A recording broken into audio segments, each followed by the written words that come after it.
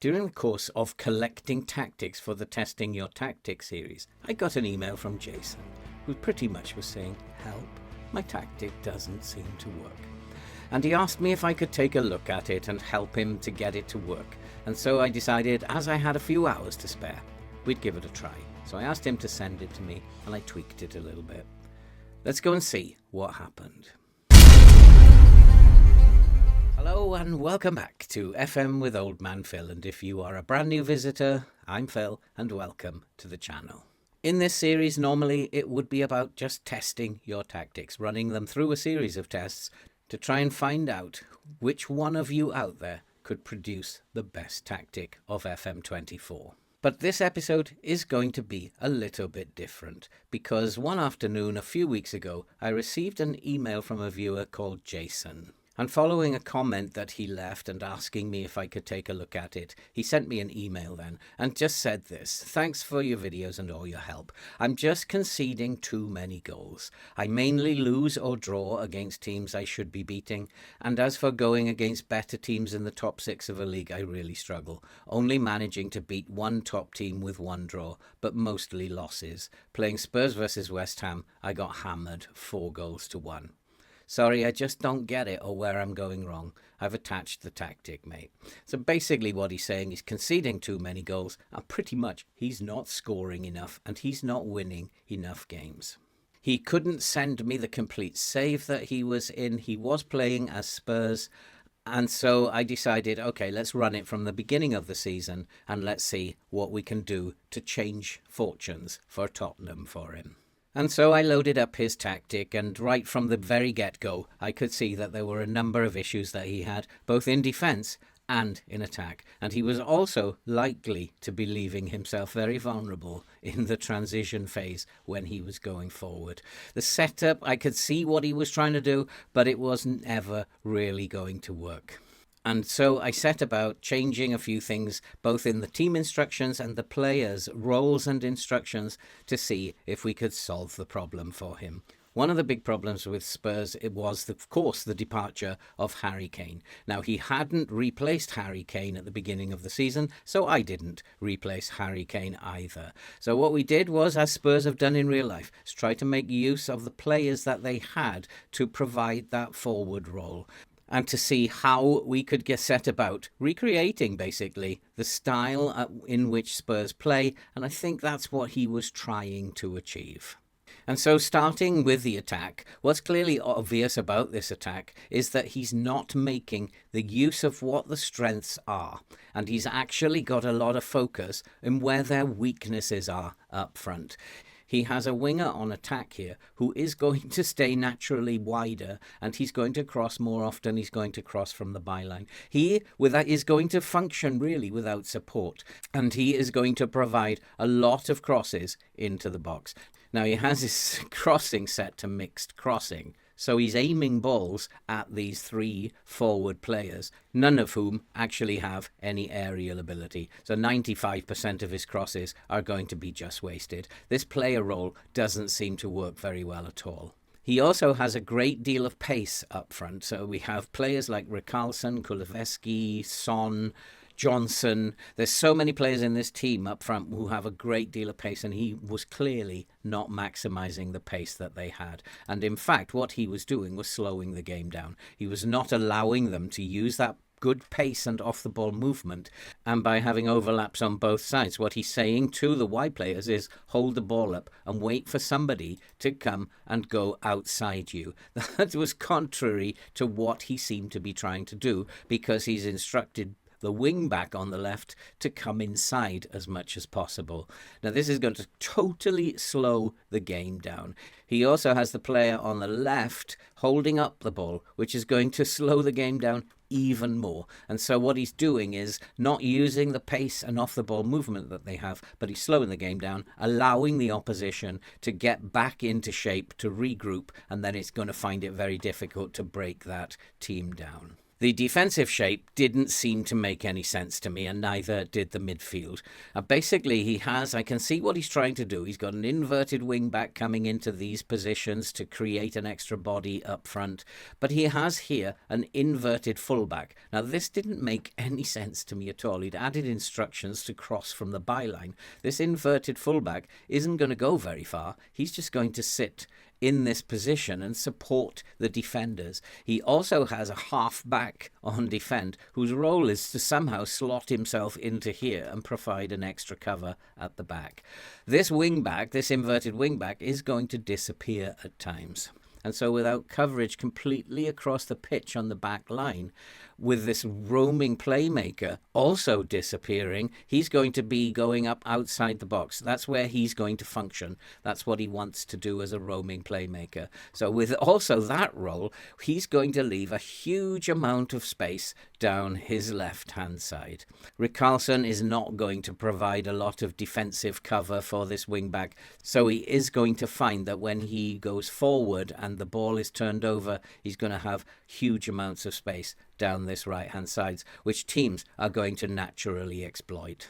He also up front has a complete forward on attack. And what the complete forward's going to do is pretty much ignore all of your team instructions. Complete forward is going to make decisions for himself about how to play the game. Now, Son is not a natural forward, and so he's not going to be able to play that complete forward role, and he certainly doesn't have the physical ability in the air to be able to play and to adapt his game to different styles of play. So we had to do something about that. We had to do something about the winger on attack. This roaming playmaker, we couldn't afford for him to go missing, as well as this inverted wing back. And we had to do something with Porro. Porro does not play as an inverted fullback. He's an adventurer, and he likes to get up into these areas. He has a good shot on him, and he wants to take shots. So limiting him to a very defensive role is probably not the best thing for us to do with Pedro Porro. The half-back on defend didn't seem also to be the best role here, and so we needed to find a way of utilising what skills they had to fill this position. And so after a few tweaks, this is what we came up with. I tried to keep it in line with what Spurs were trying to do and with what he was trying to do, but obviously a lot of tweaking was needed. And the first thing to do was to work on these wing backs. Both of them have a very similar role. They like to get into these spaces and they like to cause problems within these spaces. But Tottenham don't play with natural wingers. What they do is they will use their off-the-ball movement and have these players working around each other in these areas and causing problems just outside the box. Maddison's role is to sit up here, feed balls in between the defenders, and also take responsibility for shots on goal himself. Now, rather than have Son as a complete forward, we decided that Tottenham, often their forwards are seen in these areas. They will come deep, they will pick the ball up and feed the on-rushing players going past them. So Son's role now becomes a deep line forward on support. He just will come back here and look to feed in other players who are running off him. And those could be Richarlison or Maddison, Kulusevski. We could have Porro or Udogie, or even Bissouma now, who's playing as a segundo volante on support, who's also going to be getting up into this area. It is a very narrow style of play, but I did believe that this would work and this would overload the centre spaces, which would create problems for the opposition. In terms of defence, we've now replaced that with two pivots now, a double pivot in defensive midfield who could support the wing-backs when they were going forward and also be a good cover in front of the two ball-playing defenders that we have at the back. I did make one change. He had a sweeper keeper on attack, which didn't make sense to me. So I changed that to a sweeper keeper on defend. Vicario is not good enough to play as a sweeper keeper on attack. There are very few goalkeepers in FM who are qualified to take on that role. So we simply put him as a sweeper keeper on defend. We could switch him to a sweeper keeper on support, But we would take a look first at how pre-season games panned out, and we'd be checking on the movements of the players and the positioning of the defensive lines. In terms of the instructions, although Spurs are a very attacking team, I decided to keep the mentality as positive. We're going to play as Spurs play, shorter passing, and a slightly higher tempo. Play fairly wide. I wanted to stretch the pitch as much as we could. We would then play out of defence. They do have defenders capable of playing out of defence, and we would now make the crosses low crosses. So crosses in the box are much more likely to hit their targets because we don't have players up front who are very good in the air. I told them to run at the defence, to create chaos for the opposition centre-backs, and to be more expressive. They do have players capable of playing in that way. In transition, we kept it with a counter-press and counter-attack, and that was to try and maintain a high tempo and high level of energy in the game. Out of possession, I thought about how Tottenham play, and I was going to push the defensive line up to much higher, but I just thought we'll start with a higher line just to see how that gets on in pre-season, and then we can always tweak that. We can always even adjust that during the game to make it more effective in terms of going forward. Trigger press was set to more often, and we were going to try and prevent the goalkeeper from passing short. We're going to step up more to compress the space in the midfield because we're slightly lacking in midfield here. And of course, I will always do this. I would get the team to try and stop the crosses. And so now what we've got is a very narrow system. We've got the wing backs coming inside here. We also have inside forwards coming inside looking to score. We also have an attacking midfielder who's roaming around here looking to supply people. We have Son coming deep so people can run past him, and we have a Segundo Volante who's also coming up into attacking spaces, who's also going to be looking for runners off the ball. We changed the role here to a DLP, which I thought would be much more beneficial to them because he will now be the player that the defensive players will look for. It's his job then to distribute passes to wherever he feels Tottenham have the bigger threat. I felt that this might work because we have a lot of runners going in behind Son and Maddison, and that would open up spaces. They would draw central defenders away and leave a lot of space for the on-rushing players who would then hopefully score the goals. As he had not replaced Harry Kane, he does have 55 million in the bank, and that should enable him to buy a forward come Christmas. We can be looking at replacing Son, who can then move out onto the left, and we'll have a more natural forward playing up front, and so that role could even change in the new year once we get the new forward in. But it's really important to maximise the ability of Son, and as a forward, a complete forward, he's not got the ability to do that job, so let's have him coming deep. And Spurs, even with Harry Kane, had that kind of system.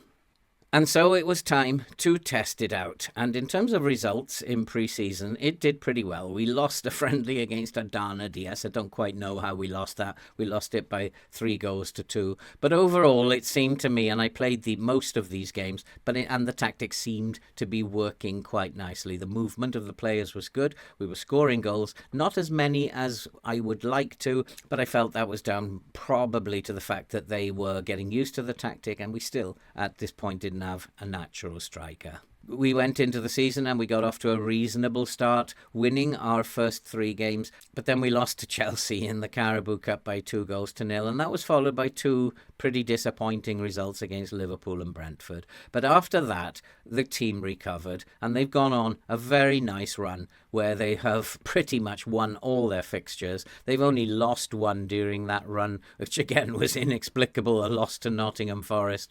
And as we've come to Christmas now, we are now in the 1st of January, we've just played Wolves and we've beaten them again. The tactic now has been learned by the players. They know what they're doing, they know how to score goals, and they're getting some pretty good results. And so with regard to the tactic, when I opened it up, I could actually see exactly what he was trying to achieve. But his biggest problem was that he had a lot of pace and off-the-ball movement, which he wasn't using. He was getting his front players to slow the game down, which was allowing the opposition to regroup and get their 2 banks of 4 in place, and that is pretty hard to break down then. His midfield needed to be tweaked a little bit so that they would help the defence out a little bit better, and then this inverted fullback role needed to change, and we needed to get Udogie and Pedro Porro working more in the way that they like to play. And so thank you to Jason for sending this in. It was an exercise in what is going wrong and why is it going wrong and how can we put it right.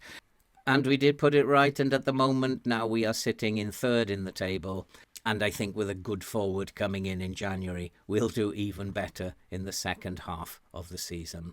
And so that's it for this little episode. It was a bit of fun, and thanks to Jason for sending me the email, and I hope that this has been helpful to him. I have replied, of course, with an email listing what I've done, why I did it, and hopefully that will help you, Jason, as you progress in your saves. Tactics really are just about maximizing what strengths you have and focusing on where you might be weak. And once you find those problems, then you can put them right by adjusting the player roles and by adjusting the team instructions. That's it. Thanks for watching, and I hope you found it useful. If you are brand new to the channel and you like FM content and you love to see people suffer playing this game, then I can definitely tell you you are in the right place. So why not hit that subscribe button, click the bell, so you'll be updated when future videos are uploaded to the channel. And all that remains to be said now is thanks for watching, stay safe, take care, and we'll see you in the next one.